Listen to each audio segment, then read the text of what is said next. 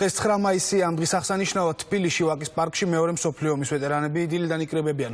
მათთვის მისალოცად კი ადგილზე მოქალაქეები, პოლიტიკოსები და მთავრობის წევრები მიდიან. ოფიციალურმა პირებმა უცნობი ჯარისკაცის საფლავი გვირგვინითაც შეამკეს. ადგილზე დღეს რამდენიმე ღონისძიებაა დაგეგმილი. რა ხდება ახლა ვაკის პარკში? მარიკა გოცირიძე გვერდება პირდაპირ ეთერში. დიახ, ფაშიზმზე გამარჯვების დღე ტრადიციულად ვაკის პარკში აღინიშნება. აქ დილიდან საკმაოდ ბევრი ადამიანი იყრის თავს. უცნობი ჯარისკაცის მემორიალთან მოდიან უშუალოდ მეორე მსოფლიო ომის ვეტერანები, ომში დაღუპულთა ოჯახის წევრები და რიგითი მოქალაქეები. როგორც ცნობილია, ამ დროისთვის საქართველოში მეორე მსოფლიო ომის სულ 1000-მდე ვეტერანი ცხოვრობს. სპეციალურად მათთვის დღეს გაიმართება ბაღშამი, სადაც მთავრობის გადაწყვეტილებით მათ ერთჯერადად ფულადი ჯილდო გადაეცემათ. მეტანა ჩვენ გამარჯვებას იმშვიდე და მშვიდობა.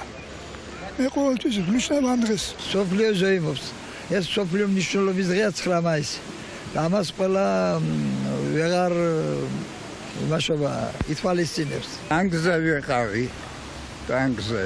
პეტრი ჩტიორკა. ო მაინდა მე გერმანიაში. გერმანიის საიმაზი გადავიდით. უცნობი ჯარისკაცის მემორიალთან დღეს დილიდან მოდიან პოლიტიკოსებიც. აქ იმყოფებოდა თავდაცვის მინისტრი, დედაქალაქის მერი, მმართველი გუნდის წარმომადგენლები და ოპოზიციის წევრები. ისინი პირადად ულოცავენ ომის ვეტერანებს ამ გამარჯვების დღეს და გვირგვინით ამკობენ მემორიალს. საქართველომ ამ გამარჯვებაში განსაკუთრებული წვლილი შეიტანა. 100,000-ობით ქართველი შეეწირა ამ ბრძოლას. ჩვენ ქეთს ვიხრით მათი სახელების წინაშე და ვამაყობთ და მომავალი თაობებიც იამაყებს ამ გმირობით.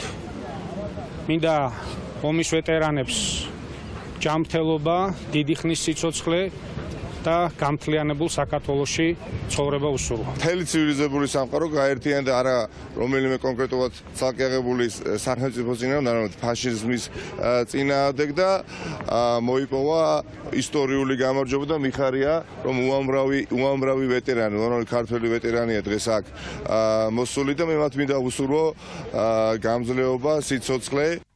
დიდი მსხვერპლი გაიყო საქართველოს მეორე მსოფლიო ომში.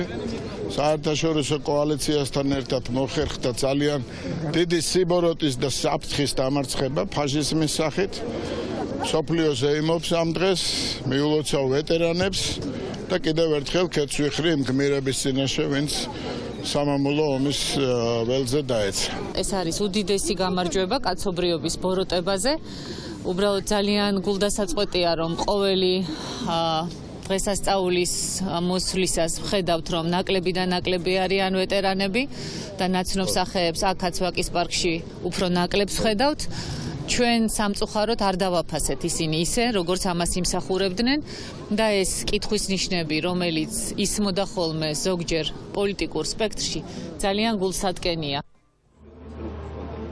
ფაშიზმზე გამარჯვების დღე უკვე 72-ად აღინიშნება. დღეს ქვეყნის მასშტაბით ამ დღისადმი მიძღვნილი არაერთი ღონისძიებაა დაგეგმილი, მათ შორის სპეციალური კონცერტი ვაკის პარკში. როგორც ცნობილია, მეორე მსოფლიო ომში საქართველოდან 9 მილიონზე მეტი ადამიანი იბრძოდა, მათგან 200,000-ზე მეტი სამშობლოში არ დაბრუნებულა.